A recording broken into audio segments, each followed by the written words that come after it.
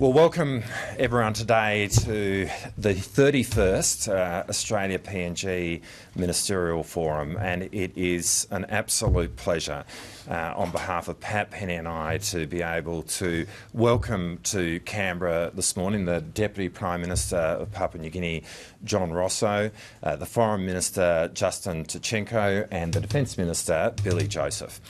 Today is a very significant meeting because it comes 2 weeks to the day after our two countries signed an alliance. Today will be the first ministerial forum of new allied partners. And with that in mind, the focus of today's ministerial forum is very much around operationalising the alliance which we have just formed. Today we will be discussing the various elements about how we can move our defence forces more closely together.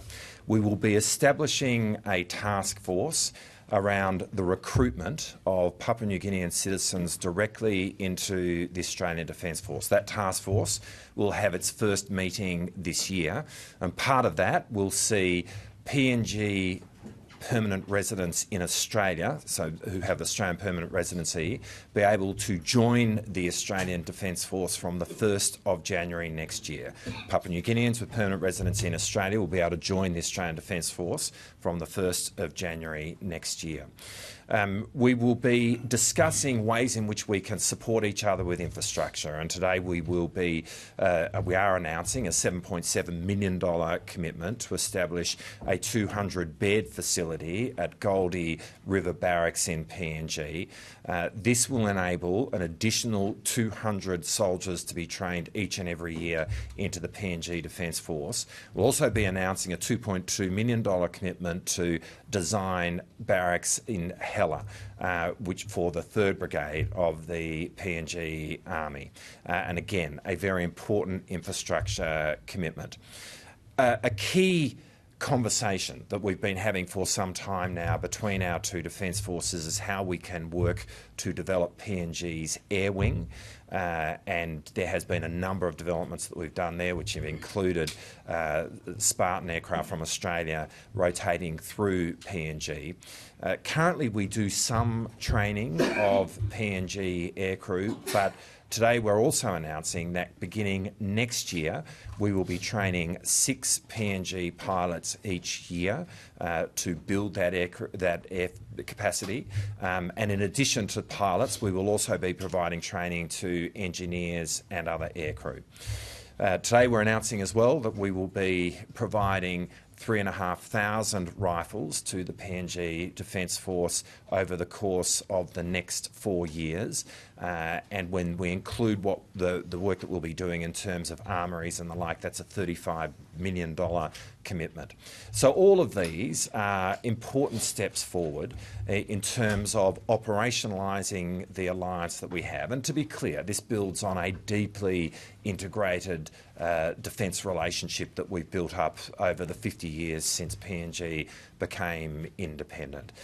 This is the first time that us as a group met after we took office in May of 2022 was in February of 2023, and since then we really feel that we have taken the relationship to the next level. We're very excited about the momentum that exists within the relationship, and we're very excited about what we will be able to do today to take that forward.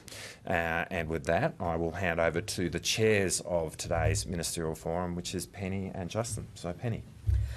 Thank you very much, Richard. Well, can I first extend my personal welcome to Deputy Prime Minister Rosso, to Minister Tkachenko, Minister Joseph, and to the entire Papua New Guinean delegation for this, the 31st meeting of the Australia PNG Ministerial Forum. We do meet at an historic time. 50 years ago, Gough Whitlam sat next to Sir Michael Somare at the ceremony for Papua New Guinea's independence in Port Moresby, and just last month we saw Prime Minister Albanese stand with Prime Minister Marape to celebrate 50 years of that independence, and we have a Puk-Puk Treaty, an alliance partnership, which is second to none. So this is the first forum where we meet as alliance partners. And what I wanted to underscore is what that means. As Prime Minister Marape described it, he talked about this being one big fence securing two houses. And we bring that unprecedented level of strategic trust to every aspect of our relationship. So it is operationalising the alliance in the ways that the Deputy Prime Minister, the Acting Prime Minister, has described. But it is also bringing that level of strategic trust and closeness to development, to economic and infrastructure partnerships, to education partnerships, to the way in which we look at the NRL, to the way in which we look at telecommunications. All aspects of our relationship are defined now and imbued with that character of the alliance, a unique level of strategic trust. Today, we take important further steps in relation to the alliance. And I met with Justin for breakfast this morning, and we talked about the fact that this group of ministers on both sides, we are stewards of this alliance, and what we want to ensure is that over the period we are in these roles, we do elevate the relationship across the board to reflect what the alliance means. I'm sure there will be many things we discuss today. But I can announce a couple of things in addition to what Richard has gone through. I'm pleased to announce a new education and skills package worth over 150 million Australian dollars to support Papua New Guinea's productivity, economic growth and human development. This delivers on our commitment to increase education spending to 100 million per year under our development partnership plan. I'm also pleased to announce a $25 million humanitarian and disaster relief package to build capacity within PNG's disaster monitoring and response, which Minister Conroy can speak to in more detail.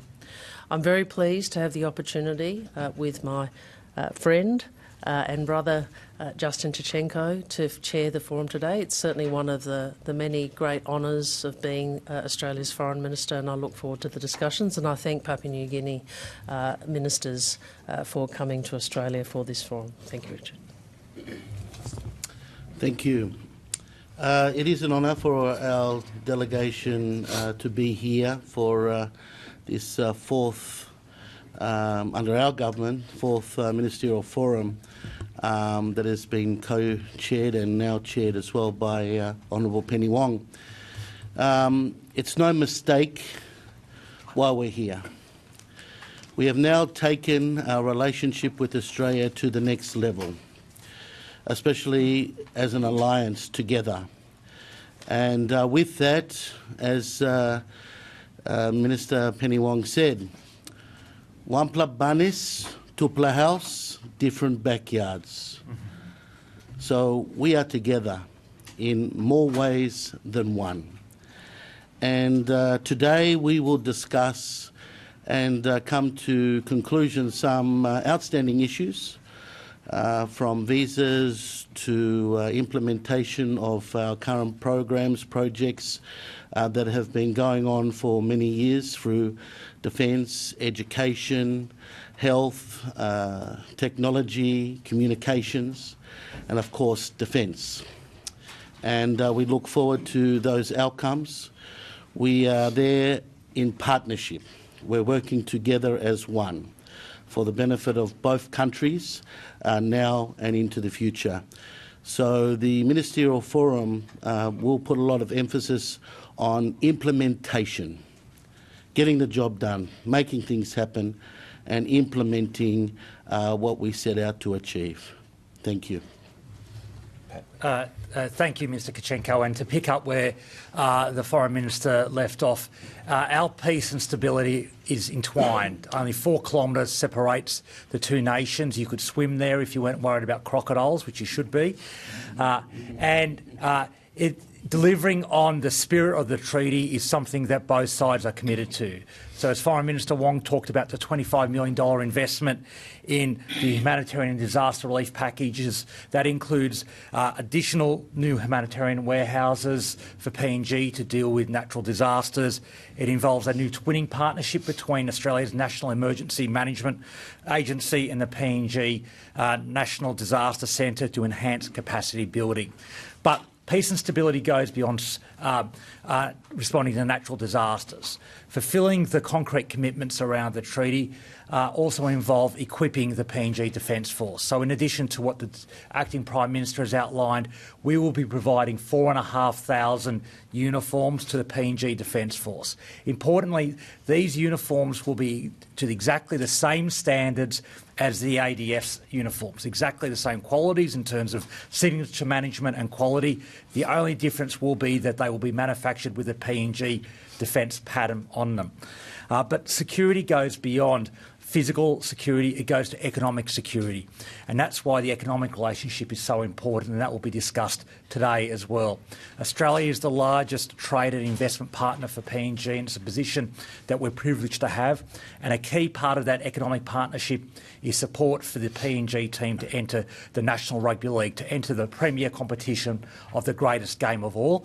And I welcome, on behalf of the Australian Government, I had to get that in there, and I welcome on behalf of the Australian Government the naming of the new PNG team as the Chiefs. I think it's a superb name, and it's a result of a great competition run by Prime Minister Marape, and I can't wait to see them getting on the field in 2028, and they'll soon dominate the competition. So thank you very much, and I'll hand over to Defence Minister Joseph.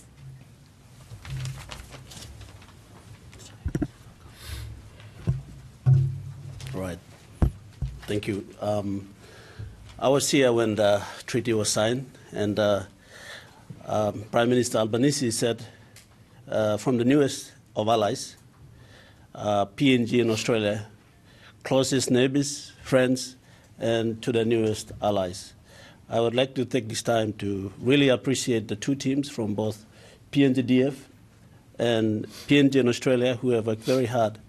In less than 12 months, the negotiation for the PNG-Australia Mutual Defence Treaty. Both parliaments, there's a process that's going through to have it ratified, but the relationship that we have built over time, from the time of the days when we had the war in 1942 up to now, PNG and Australia have grown from strength to strength. The relationship has been really good, and from the PNG side, I've been very happy with the leadership, and we look forward to the implementation of the Defence Treaty. Thank you.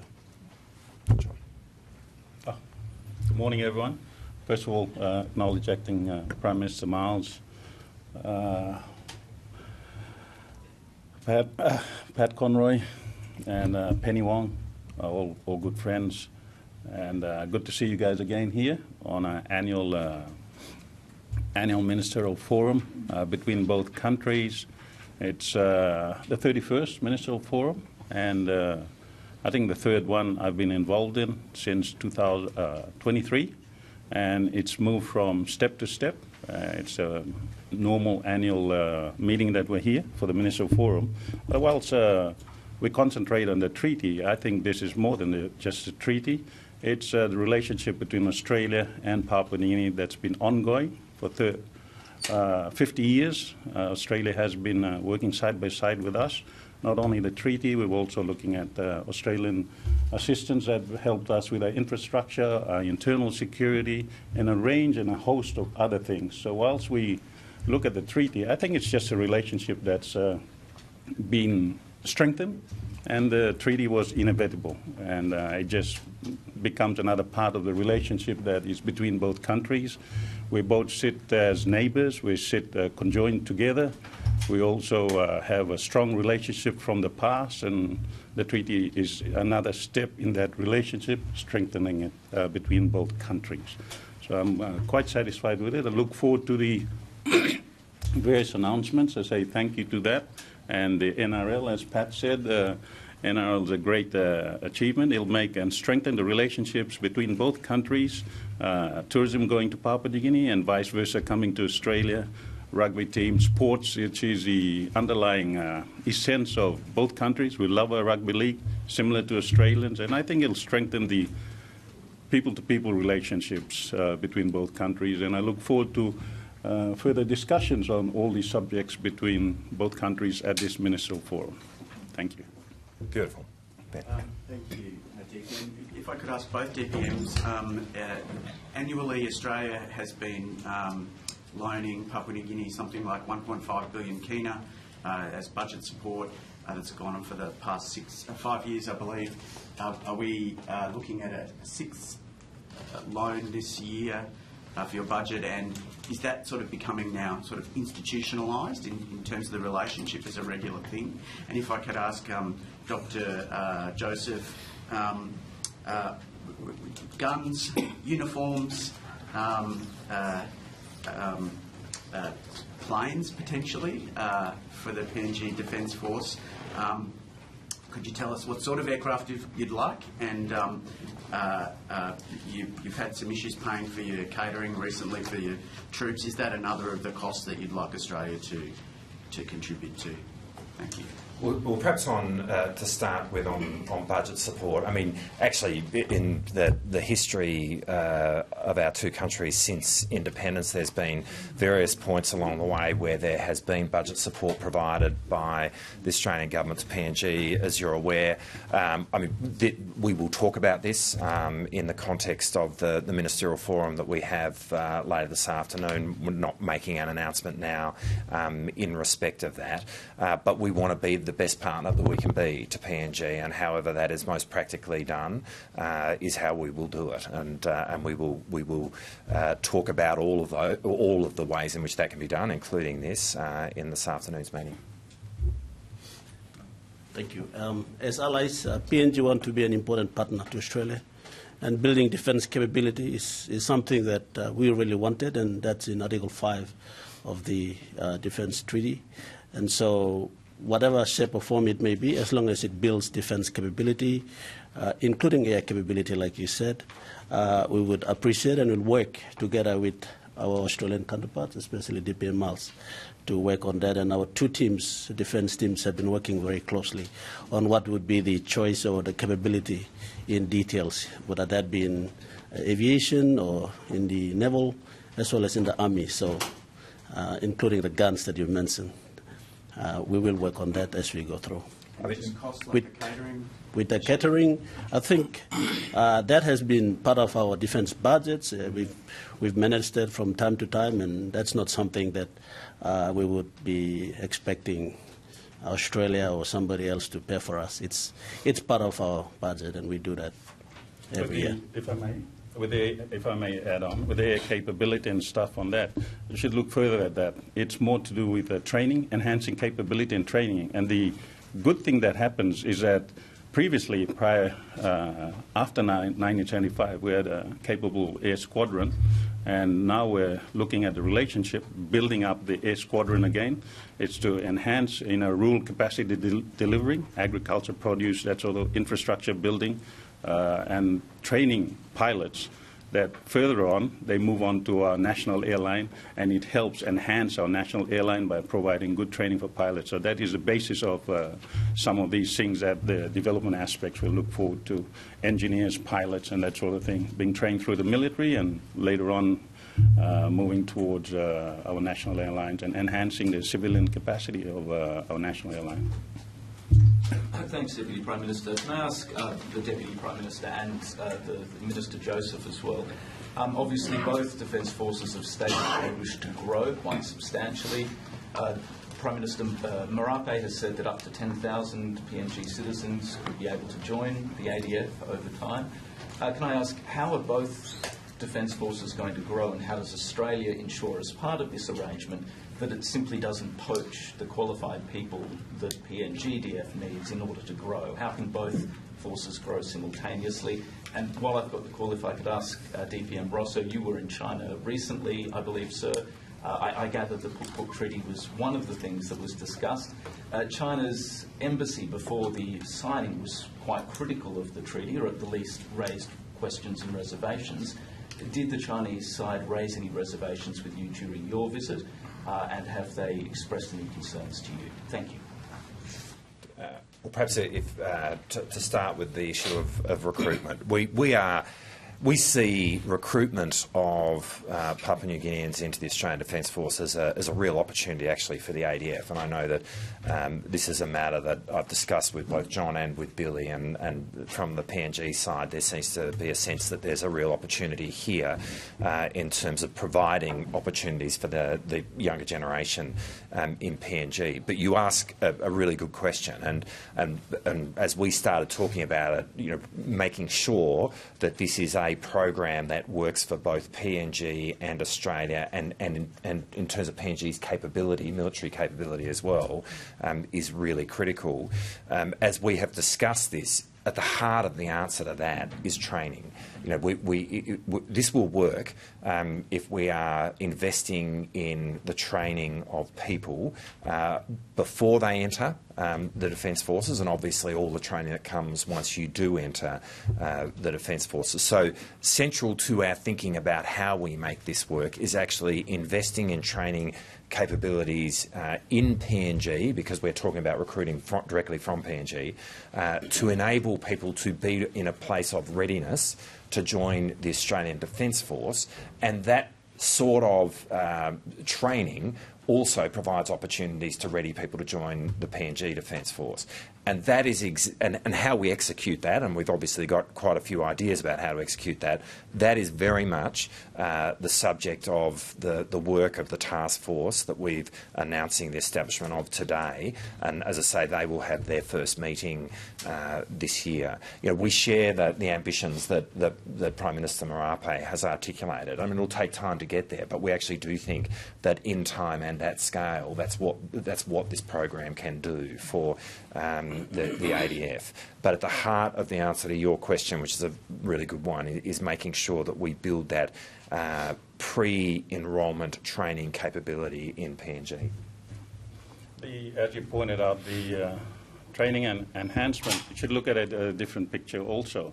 Whilst there's 10,000 Papua New Guineans going to be serving with the Australian forces, on our side, whilst we do that, it also enhances training. One, it also, you look at the Fijian UK sort of relationship, the money that's remitted back to the country of host, and that helps build up the country's development capacity, also enhances. It's not just infantrymen. We're training medics, we're training signal people, we're training other people in different aspects, and that comes back to boost our country and build up the capacity of our people to help Papua New Guinea move further forward. So it's a win-win on both sides. It enhances capability, enhances training, and gives our young people jobs, and brings back Forex and other things like that back into the nation, helping back in building capacity back home in Papua New Guinea. When you pointed out with the China thing, it's not really an issue. Yes, we did discuss it.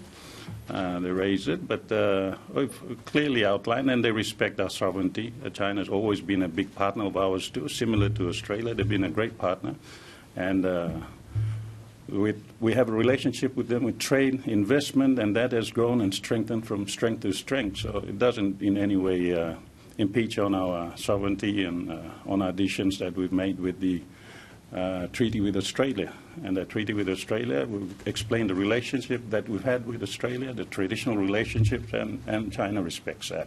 And they're quite happy with the explanations and discussions. So it's okay. Internally, we PNGDF has a plan to have up to 10,000 soldiers, 7,000 active force, and 3,000 reserve force.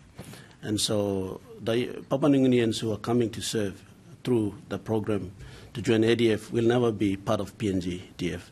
They will be members of the ADF. So there will be no poaching going on from PNGDF, and PNGDF will maintain its sovereignty and constitutional obligations under Section 202 of our Constitution. Therefore, it is not confused in that those joining ADF will be members of PNGDF. There will be just ordinary Papua New Guineans who will come and join ADF. Okay. Thank you very much. Thank you.